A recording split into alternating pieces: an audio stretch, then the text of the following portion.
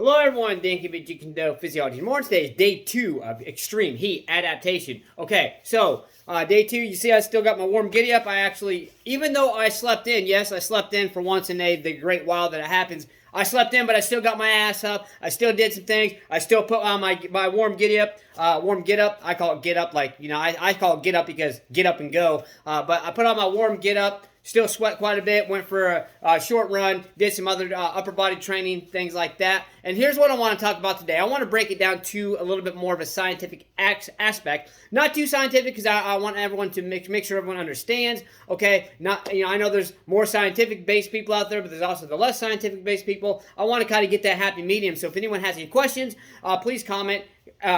Any of your concerns, please comment. Anything like that, comment whatever you want. Positive, negative, doesn't matter to me. I take criticism very well. I want everyone to criticize me. I want everyone to critique me, because then how the hell am I supposed to get better if you don't critique me? Okay, so I want to talk about hydration. Now, when I say hydration, I don't just mean, drinking enough fluids, all that kind of stuff. Yes, that is extremely important. A buddy of mine mentioned something to me saying, which it was a misconstrued article, the way that he read it, but basically it said that water will not hydrate you. And the way it's stated, it might have been the way he said it. I'm sure they didn't mean it this way, but the way he said it to me, it kind of like hit me wrong. I was like, I really hope that they're not telling people, water will not hydrate you, because that's bullshit. Our bodies require water. Our bodies are made mainly of water, blood and water, but more water. Okay, so the thing about it is that we obviously need water. Now, water alone will not hydrate you. No, it will not. You can sit there and chug and chug and chug and chug and chug as much water as you want. You're probably going to develop hyponatremia, basically, which is where you can die from drinking too much water. It's where you have too much water basically flooding your system and not enough electrolytes. Not to get too scientific with it, but that's what hyponatremia is when you basically drink too much water to the point where you literally flood your system and your body's organs can possibly shut down and you can't die. Okay, so not to scare anybody out there, but here's what I want to emphasize. Water alone will not hydrate you. Yes, it will help. Yes, you still need water. Yes, you still need to drink larger amounts of water when it's hot out, especially when you're doing heat adaptation, things like that. But what I want to talk about is the electrolytes. 4 main electrolytes. One of them, the last one I'm going to mention, the last 2 I'm going to mention, one of them, a lot of people don't realize, is actually an electrolyte. Okay, so first we're going to talk about sodium and potassium. You have something in your heart called sodium-potassium pumps. It pumps the water in and out, helps keep it balanced, things like that. That's why a lot of Americans have issues with water content, either holding too much water, but mainly they have issues holding too much water, where they get, basically just like you see people's legs and stuff, and there's all full of water and fluids and shit like that. It's because they're probably most likely getting way too much sodium and not enough potassium. Or sometimes, in my situation, I actually have to increase my consumption of sodium because I don't eat processed, prepared, boxed foods hardly ever, if at all, okay, and I very rarely eat out, so I really don't get that much sodium. That's why I add Himalayan peak salt to my foods pretty much every meal I eat, so to make sure I get enough sodium.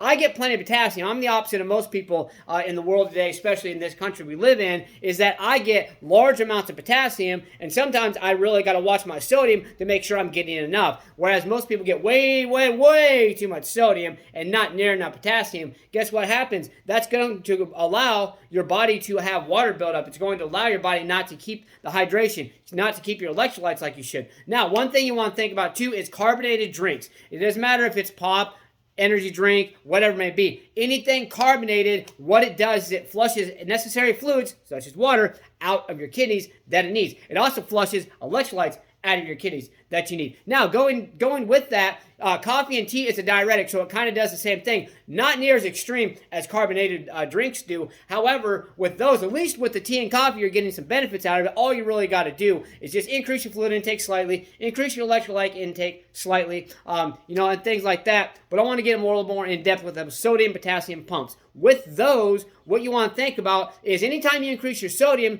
you want to increase your potassium.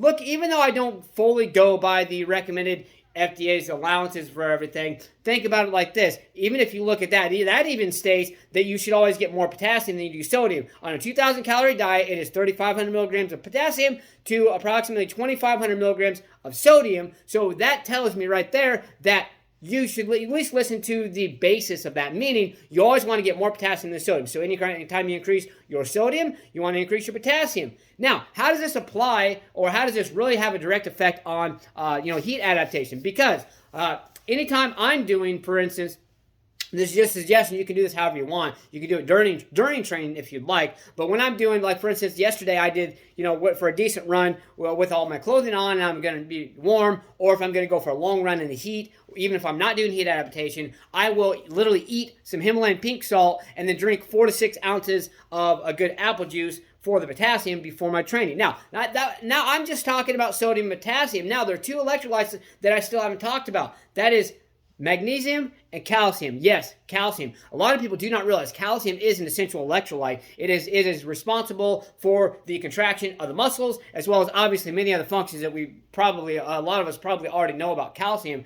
Magnesium helps absorb calcium, so those work hand in hand. They're also both electrolytes. So you're getting the electrolyte aspect, plus the magnesium absorbs the calcium more, so then you're getting more use out of that calcium for the electrolyte purpose, for the bone strength, and everything like that, okay? So calcium and magnesium are probably the 2 most underrated electrolytes that people do need. Now, you're probably asking yourself, well, how do I get calcium and magnesium, if I don't drink a lot of, sports drinks and things like that, okay? Well, there are electrolyte drinks out there. I strongly recommend ones that do not have any type of artificial sweeteners, especially sucralose, or definitely not NutraSweet, okay? But I highly recommend getting ones do not have those. Also, try to avoid any type of dyes. Red 40, Yellow 5, Yellow 6, Blue Lake 1, any of those. Try to avoid those at all possible. Now, I see a lot of electrolyte drinks. They have sodium and potassium and sometimes magnesium, but I don't see very many, if any, lately that actually have calcium.